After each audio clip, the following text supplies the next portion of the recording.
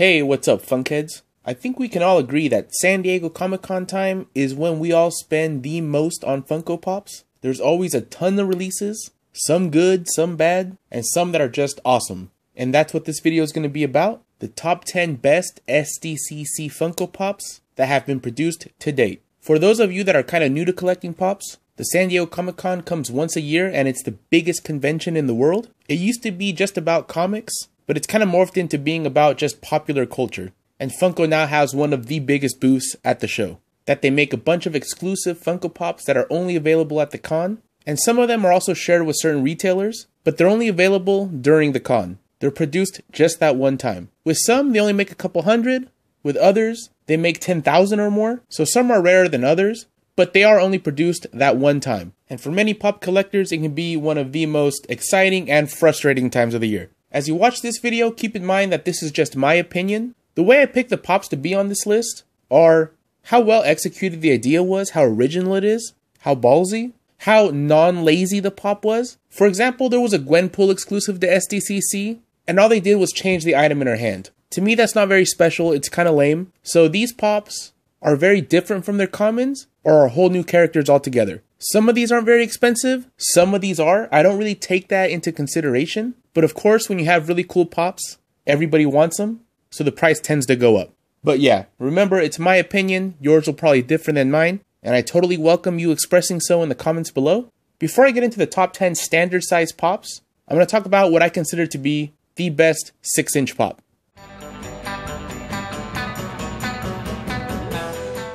Honestly, there haven't been very many SDCC exclusive 6-inch Pops that I think are all that great, but there are some definite standouts. Like the Invisible Elliot and Pete. It's always nice to get 2 Pops for the price of 1. And I think the sculpt on Elliot is really good, and it makes sense that he's invisible. Sometimes Funko tends to make Pops clear or glittery or whatever, and it doesn't really make much sense. But if you've seen Pete's Dragon, it makes sense Elliot being invisible, and I think it looks really cool.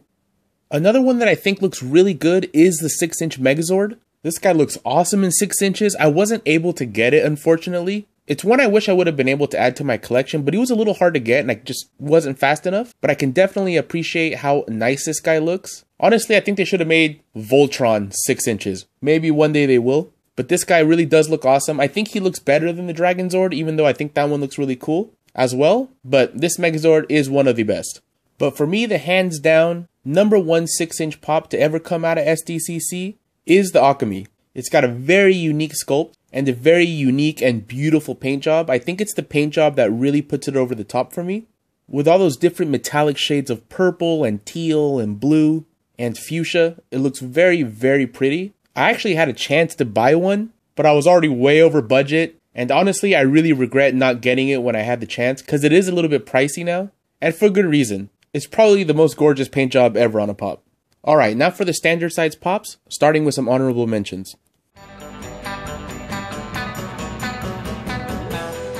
This Skeletor repaint is one of the older ones. It's from 2013. And back then, pretty much all the SDCC exclusives were just repaints. Or maybe like a head swap. It was very rare that they'd make a totally new character or use a different sculpt for a character. They were all just kind of repaints. And this one really stands out because they use some metallic paints in there. And it's just kind of a bizarre combination of colors. They actually call this one the Disco Skeletor. It's based on the Skeletor from the new line of Masters of the Universe when they try to reboot it. And Skeletor had this bizarre paint job on it, which I think is kind of cool because Masters of the Universe is bizarre. Tigger is another really good one, and they appropriately made him flocked. But the icing on the cake is that he's bouncing on his tail. And I love the way they molded his mouth and his eyebrows. It's just a perfect Pop. The Metallic Martian from Mars Attacks is also a little older. It's from 2012. So he is just a repaint. But it's a very cool repaint because it's metallic. On a Pop that's already kind of unique because it has that clear dome, the painted in eyes, and it actually has a mouth. A lot of the older Pops didn't have mouths, didn't have domes, so it's already a unique sculpt, and the metallic really makes it look nice.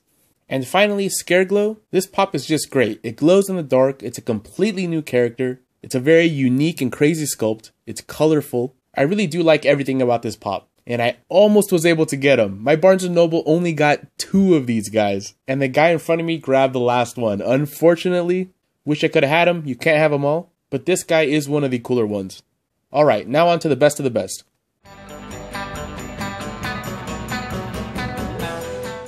I was really surprised when Funko made this version of Steve. I actually expected them to make just a regular version of Steve, like when he's just hanging out at the high school, make it an SDCC exclusive, and then later on come out with the cooler Steve and make it a common, so that everybody that bought the more normal looking SDCC Steve would then see this guy and also buy him and have two of the same character where maybe they wouldn't have. But I really like that Funko decided to make this, probably the coolest version of Steve, into the first Steve Funko Pop. They got everything right about it, the location of the blood, the hair, the bat, his clothes. It really is a great pop, and even though there was a lot of them, it still shot up in price because every Stranger Things fan wants this guy. Fortunately, I was able to get him, and he's one of my favorites in my collection.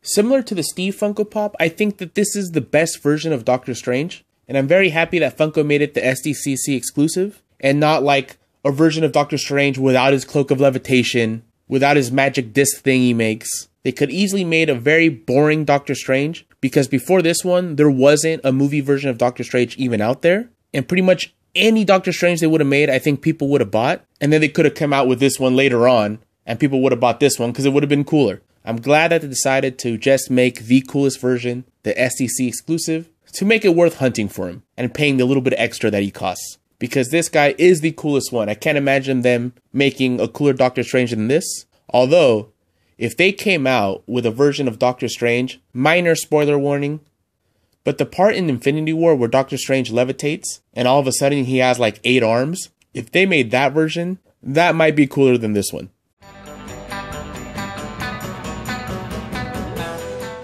I don't even watch Dragon Ball Z, but I have to admit that this metallic Beerus pop is just beautiful. That shade of purple looks really good in metallic. I really like the sculpt. I really like the design of this character.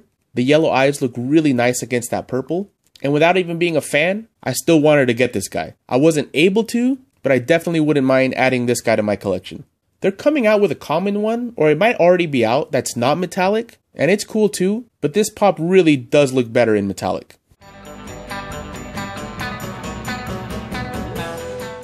This Indiana Jones pop is near perfect. I like that they have him holding the idol and the whip. All the details of his outfit are done just right. They even gave him the 5 o'clock shadow, which is nice. This pop turned out really good. The only thing I don't like about it is that they made an absurdly low amount of them, and this guy was only available at the con. Like, just the con. He wasn't shared anywhere. I think they only made like 400 of them. Something ridiculous, which I don't mind so much. I know there has to be really rare pieces, but this guy is an insanely popular character. I think that's what made everybody kind of pissed off. But you have to admit that this guy is really nice, and it's definitely one of those grail pieces for a lot of collectors out there. Now this one is just the same sculpt as the common Heisenberg. They didn't change anything about that. And it is from that time when Funko was starting to get a little bit more detailed with the pops, but they still had kind of like that chunkier pop body, and the hair and faces still kind of looked like they were made out of Play-Doh a little bit, but they were also adding more accessories and getting a little bit more risky with the idea behind these exclusives. And this one is a little out there. I mean, it's basically Heisenberg made out of his signature blue crystal meth from the Breaking Bad show. It's a simple idea, just molding it all in this like crystal blue plastic with glitter on it, painting the goatee black and the hat, and gluing on some sunglasses. But it's genius because when you think about Heisenberg, you think about the hat, the glasses, and the goatee, and you think about crystal meth. I think anybody that's a fan of Breaking Bad, if they see this pop out of the box, they know exactly what it is. I think it's one of those pops that even non-Funko Pop collectors would want. It's just a great, ballsy idea.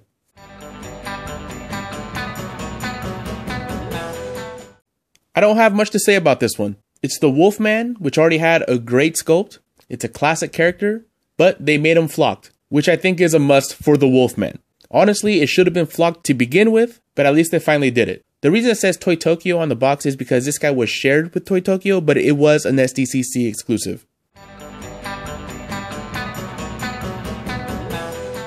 When I made my video for the best Funko Pops of 2017, I think I made a mistake by not including Luna Lovegood with her glasses. I put the SDCC Harry Potter on Broom instead of her, because I didn't want to have 2 Harry Potter Pops. So this time I'm going to put Luna Lovegood on here, but I do think that the Harry Potter on Broom was very good this year too. So I guess just imagine that both of those are in this spot. But look at this pop. Look at the detail. Look at all the colors in her skirt, in her socks. They even have 2 different color lenses.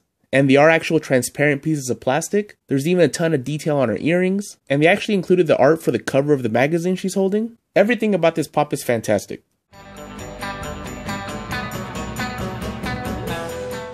To me, this Burning Walker is what SDCC exclusives should be all about. Something with a great sculpt, a great paint job, made out of different materials with that translucent fire on his head and body. It's really awesome, and I actually believe that it is the best Walking Dead pop. It's not the rarest, it's not even a popular character or anything, it's just a zombie, but I think the way they did this guy is just great.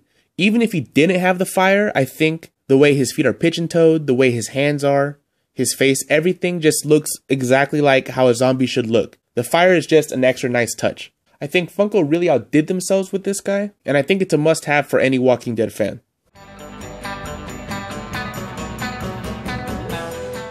Now this next one is one that very few Funko fans have, and that is the Freddy Flux figures. There's 4 different ones, one that says Funko, one that has an angry face, one that's winking, and one that's smiling. They're all pretty cool, but I think I like the one that says Funko and the one with the angry face the most. But they're all really cool. I wish I had one of any of them. But yeah, only 400 pieces each, which means there's only 1,600 of these guys in the world. That's why they're so expensive. I think the cheapest you can find one on eBay is for around 300 bucks. And I think that's the smiling one. But what I really like about this guy is that they're done in this kind of like sci-fi fantasy style. Kind of reminds me of Daft Punk with their helmets that light up. And if you look closely, the body is actually the same body from the Gerard Way Funko Pop. And the head looks like it has elements from Mega Man. But what makes these so cool is that chrome gold finish on them. And just the way they did these faces. They're really super eye-catching. And even the box is different from all other Funko boxes. All the other Funko boxes have white borders around them, but these ones are black. So they totally stand out in your collection, whether they're inside of the box or outside. Yeah, I really like these guys. And if I ever won the lottery or something and I wanted to splurge on a pop, it'd probably be these ones.